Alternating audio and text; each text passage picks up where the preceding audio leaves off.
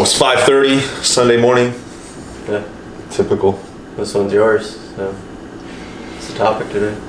Yeah, so there's this word Edify, which is basically building people up around you. It's used like in sales and stuff like that.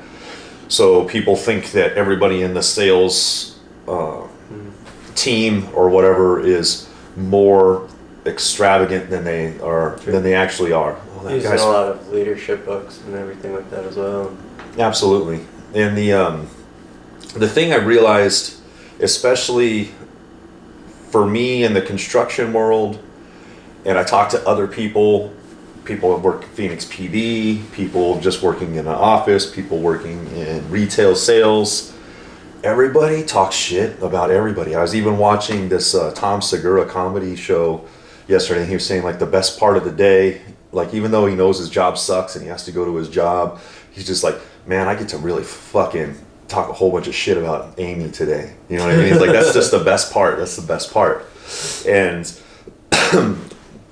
I start thinking about it, and now that I'm not in the workforce anymore, I'm not around as many people. I'm in a totally different arena right now of real estate, and it seems like everybody has pretty much nothing but good stuff to say about everybody else, because it becomes kind of like a loose team, even though there are a whole bunch of different companies doing different things or whatever.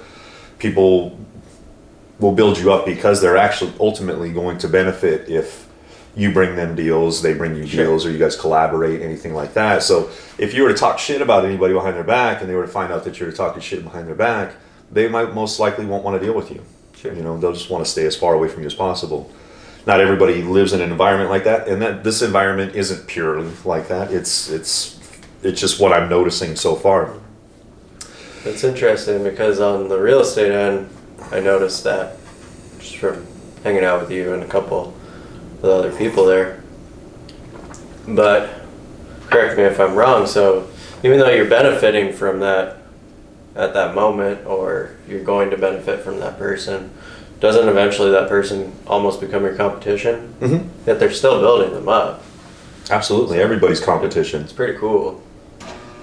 And I mean, I'm even going door knocking with somebody that's going to door knock foreclosures on the west side, which is where I'm going to be door knocking, because you get like a list of like 100 each week. Mm-hmm. And if I were to map that out and drive all around the entire Maricopa County myself, I mean, I guess I could do it, but that's a lot of driving place to place to get those door knocks. And maybe that's not even how it works. Maybe I'm going to learn something new. But yeah, she's definitely competition for me, especially if we're knocking the same lead list, and everybody else is knocking the same list or calling the same list or SMSing the same list. But it is interesting. One of the things that really got me going on this topic right here, though, is, you know how good it feels when you hear somebody talking shit about you and it's good shit?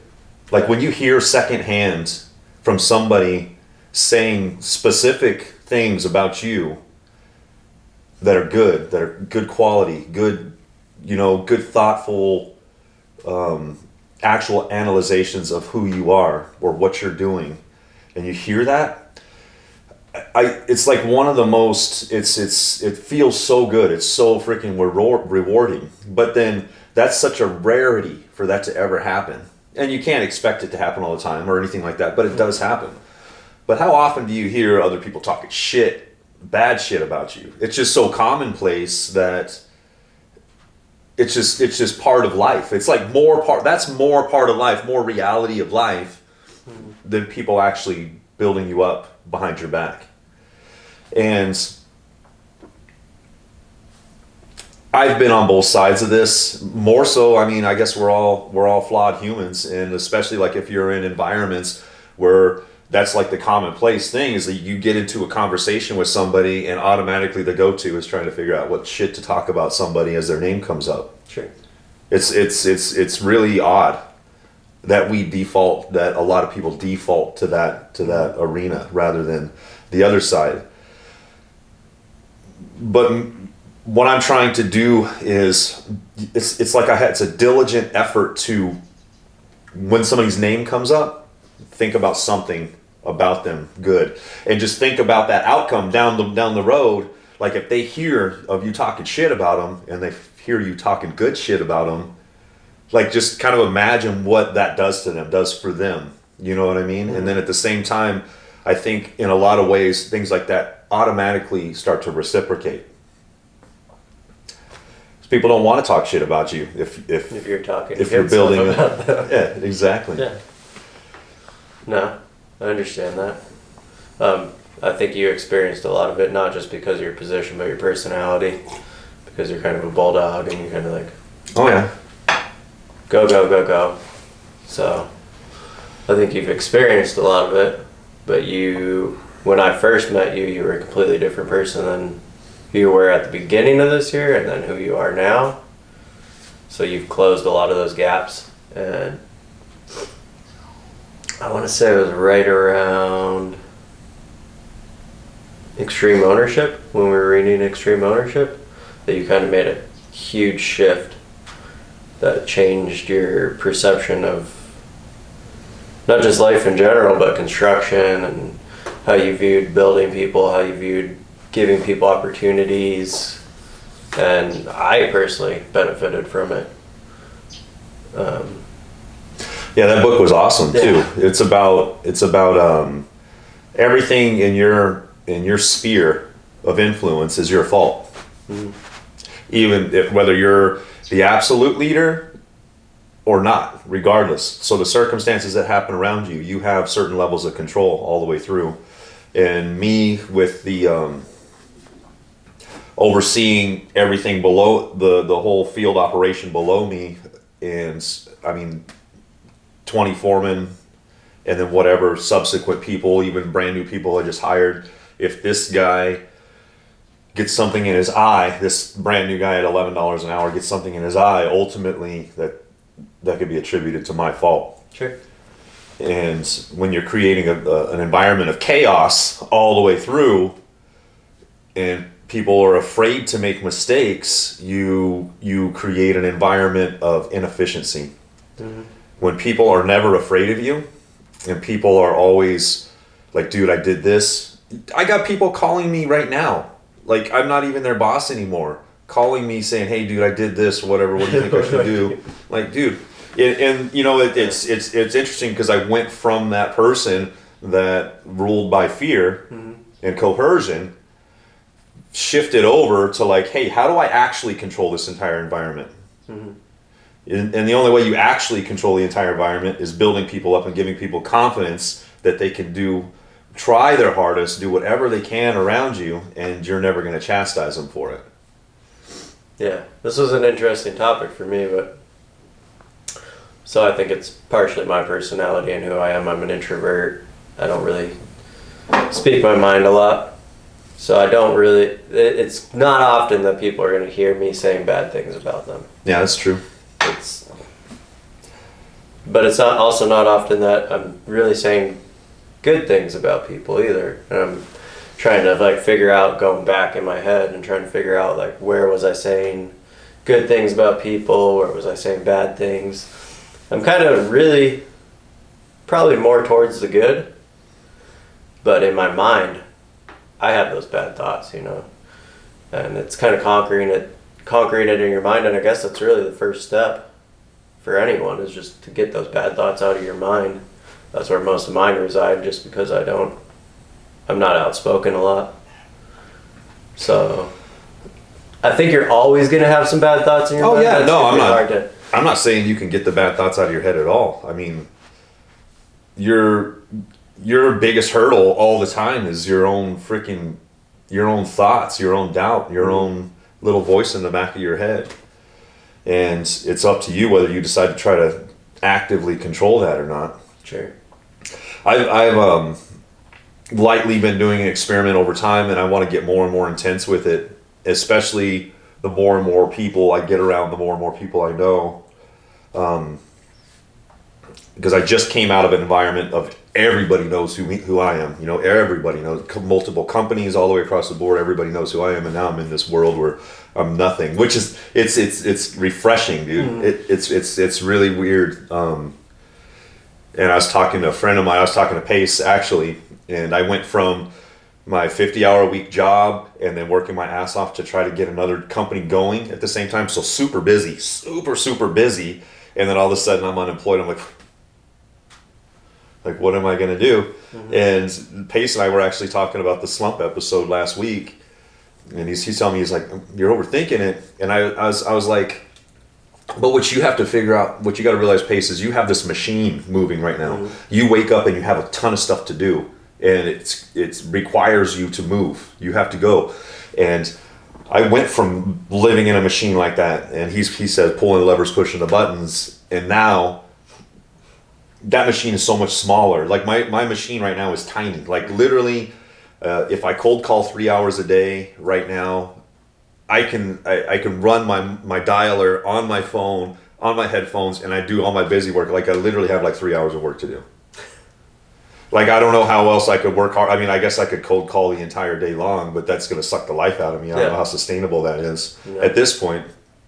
And I'm just working on getting other people to actually cold call on my dialer. And I have a pay scale set up for that as well.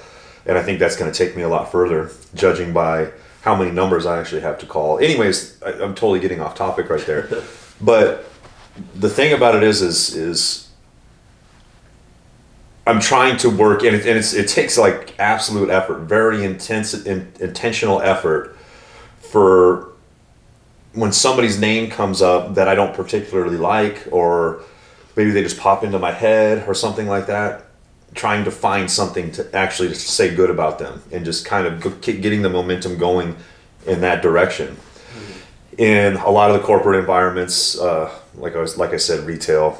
Somebody brought up Phoenix PD last night, and definitely in the construction world, there's a lot of shit talking going on, and it's like it serves nothing. Mm-hmm. It's a counterproductive element. It serves absolutely nothing. Serves no one. It's for entertainment purposes only. There's no value. There's no value whatsoever. But there is always value in building somebody else up. I think it's very like high schoolish too, where it like starts building. I've noticed it starts building like cliques. If you want to have a team, a real team, in any space, regardless of the amount of people, you have to edify everyone around you. And as soon as someone has a problem with another person, it almost seems like there's like a split, like someone has to take sides. Like, you can't just be in the middle. Like, you're either with this person or you're with that person. It starts like weird divisions, and it never becomes one cohesive team. Yeah, and then rarely do you ever have somebody to stand up and go, yeah, you know what, you're wrong, dude. I can't believe you're even saying anything about that person. Mm-hmm. You don't even know what you're talking about. Yeah. It's easier for somebody just wanting the acceptance in that moment to go along. And you know what? Honestly, I think a lot of it comes from not a lot of it. It's just nature, and I think politics plays on that human nature element, because it's like a constant division, constant divisiveness, constant. Yeah. And I didn't mean even take it into politics, but no. It was just interesting because you were talking about the division aspect of it. That's exactly what it is, and as I do all the time, I relate it to like sports and whatnot. But I personally, this is just my opinion, but the greatest champion to ever live in any combat sports is George St. Pierre. And I think the big reason for that is because he built his opponents up.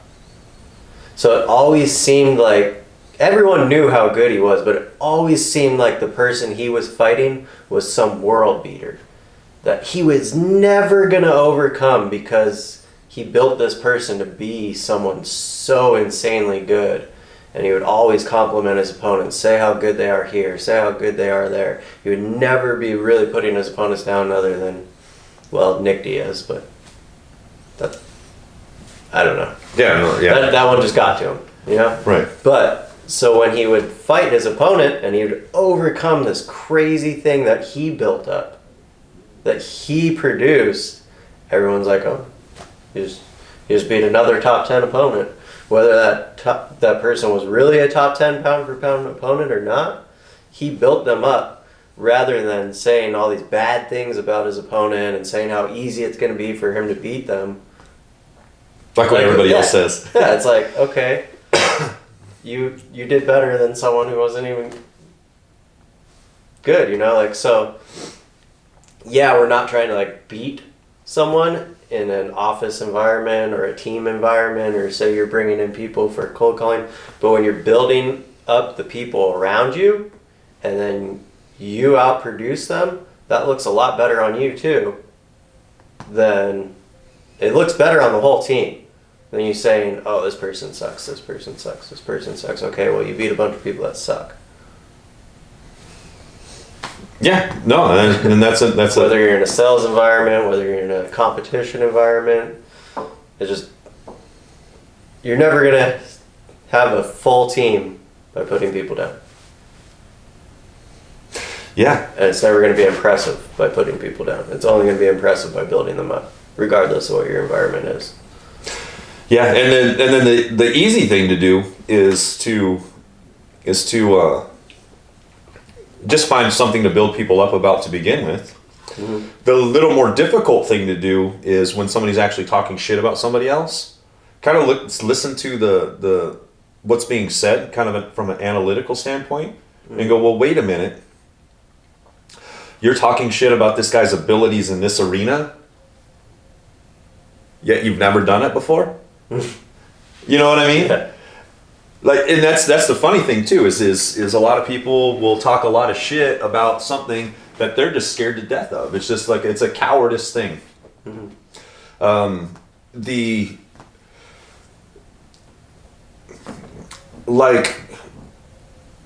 I mean, even like with the cold calling thing, obviously you got to ask, or you're never going to know if somebody wants to sell their house. Yeah.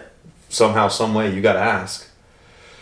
Like this one guy was going off on me last week. It wasn't cold calling. It was a SMS campaign. Uh-huh. He's all get a life. He was calling me like, I don't know. He said I was a Saudi. I don't know what he was saying. He was saying something like that. I'm like, dude, I'm a 6'4", blue-eyed American dude. I'm not because he was alluding to the fact that I was from like some Indian call center or something like that, talking all kinds of crap. And it's like, get a job. I'd probably make more money than you. You know what I mean? Like, and like the thing about it is like, you can't let any of that get to you. You have to move forward. And anything that shines around people that are living in a dull world, try to slap it out. They try to blanket it. They try to eclipse it somehow, some way to increase their value, but they're not increasing their value at all. They're just trying to dilute your value rather than looking at the value that you potentially have and being able to grow from that value themselves. Go, what's going on over here? You know what I mean? Maybe maybe there's something to be learned here. I was watching this thing the other day, and it said that most super wealthy people read about 60 books a year. Most successful people read about 30 minutes a day. And I just think about all the people that have no interest in books whatsoever are the ones that are talking the most shit. Mm-hmm. It's I don't even know if it's necessarily just the books. It's sometimes just no interest in growth. They're happy where they're at or whatever. Well, I would argue that if you're talking shit about everybody around you, you're not happy at all. Yeah, but they put that... I guess you might have your moments of happiness. Maybe not happy. They're comfortable where they're at. Or they've gotten in a routine. They're almost institutionalized.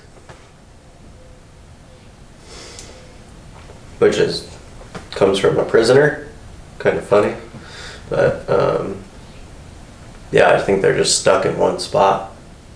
And they're just so used to that same spot or so comfortable with that same spot, they don't want any change, or they're uncomfortable with change.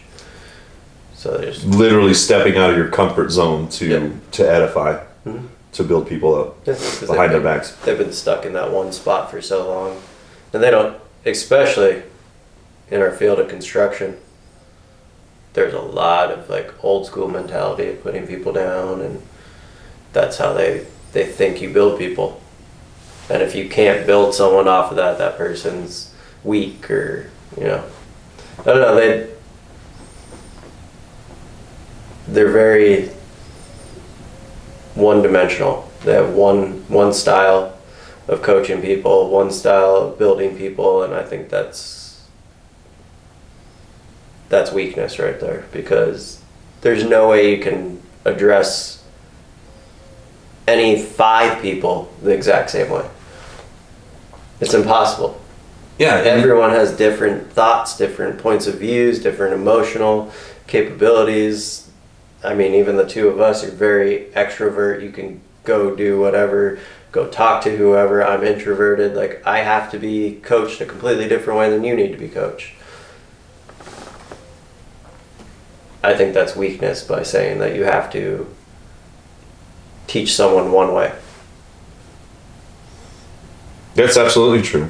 I mean, as a field operations manager trying to get newer foremen that had never built a job before in their entire life, or people that just came in that show leadership skills but needed all the other pieces in order for them to get to the next level, just looking at them and trying to figure out what that puzzle is was something. Because after you build so many commercial jobs, so many different things, it's not even about the job anymore, because it's like, that's the easy part. But being able to figure out how to get somebody that's never seen that before to see the vision and be comfortable building that vision is a whole nother thing. And you don't do that by tearing them down. And it's, you gotta sit there and think, what actually inspires you? You know, when you hear, obviously there's people that, like, you tell them that you can't do something. You can't ever do that. You'll never be able to do that. It's some people, when that happens to them, that's as good as done. Like, oh yeah, I'll show you, motherfucker. This is I'm gonna make you look stupid right now. Obviously some people are motivated like that. When I was coming up for a long time, I was definitely motivated by that. Whenever somebody told me I couldn't do something, it was done. It was gonna get done. And now the only person ever saying stuff like that to me now is myself. You know, and that's a whole nother thing to overcome. But what actually inspires you? When you hear somebody tell you, point out your good qualities and build you up on your good qualities, that fills you. And it makes you want to perpetuate to get that next compliment, to get that next, what do you call it? Notice, what's, I don't even know the word. But if you hear somebody, recognition, if you hear somebody just breaking you down, and this is what I used to do. I used to always point out the weakness. I always used to point out what was wrong with the job. Yeah. Instead of going like, dude, this right here, over here looks perfect. Sorry to say, that right over there needs to look like this. Yeah. You know what I mean? Like, I could have done it, and I evolved to becoming that person rather than like, dude, why does that look like shit? And I just want you to know, if you don't have any ugly ass bullshit on your job, then I'll have nothing to say about it. And that shouldn't be the way it is. It should be like, man, this looks fantastic over here. Look at this. Damn, dude, let's get a camera. You know what I mean? But that over there should probably look like this, you know? Yeah. What inspires you? Does being torn down inspire you? Or does being built up inspire you? And everybody's completely different. Sure. People are completely different. But I would argue, even the people like me that would thrive off of somebody saying I couldn't do something, thrive off of somebody putting me under their thumb, thrive off of all that. What do? I also love it, because of living in that environment. I love it when people point out positive attributes about me, and then I'm like, yeah, you're right. You're absolutely right. Why wasn't I thinking that I had that quality? Yeah. I mean, that's human nature. I think everyone, regardless of your personality, regardless of how you learn, everyone wants to be accepted. Everyone wants to be loved. Everyone wants to be recognized. Yeah. I mean, that's just who we are. It's human nature. I mean, I personally, I hate all attention. Like I never wanted to be famous. I never wanted anything like that. I don't need people to point out how great I am or anything like that. But as far as like jiu-jitsu and a team goes, like I love when my team like loves me, you know, like it's a family. And that's what I love about jiu-jitsu, is that it is a family. Anyone who steps on that mat gets respect. Anyone who steps on that mat gets love. Anyone who steps on that mat gets taught. And that's one of the biggest things that has always drawn me to jiu-jitsu is, yeah, sometimes your coach yells at you or whatever if you're doing something wrong, but at the end of the day, it's all love. Everyone loves and respects all the hard work that you put in. They recognize hard work. And that's the whole point of the belt system, is they're recognizing hard work. I mean, who doesn't want that? Everyone wants that next belt. No one steps on that mat and is like, I want to be a white belt forever. Right. You know?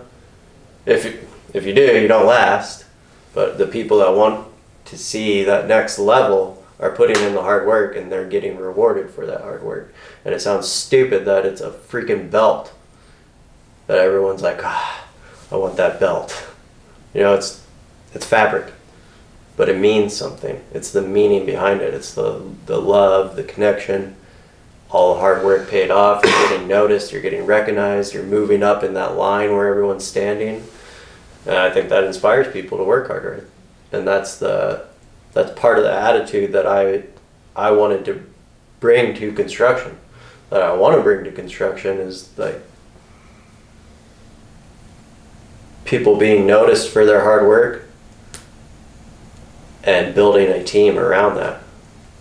And it's hard to do, but I think you changed a lot in me by seeing you start building all the foremen in a company. And I think all the foremen in the company started getting drawn to you when you became that person. And I noticed it was more of a family. I can say it, more of a family than just a team.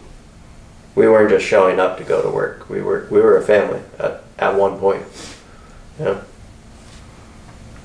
Well, the thing about it is I think at one point in time I realized I had a responsibility to, if you like leadership, and this is so super cliche, leadership isn't just your level, just isn't your position. Leadership is where do you take everybody, you know what I mean? So I always felt like a responsibility to get people to a certain destination, get people things that, like, it was awesome when somebody would say, oh, I've never done that before, I've never built a building like that before. I'm like, oh, that's what you're gonna do next now, motherfucker. You know what I mean? And they're like freaking out about it, but they understand that I'm not giving them any choice. Yeah. And I'm not going to hold their hand all the way through the entire thing and make them super comfortable at the same time. I'm gonna freak them out a little bit, but I'm gonna let them make their own decisions and then see if they're gonna, because I used to always hate that when somebody would correct me on something that I was about to start doing. Mm-hmm. I hadn't even made a mistake yet.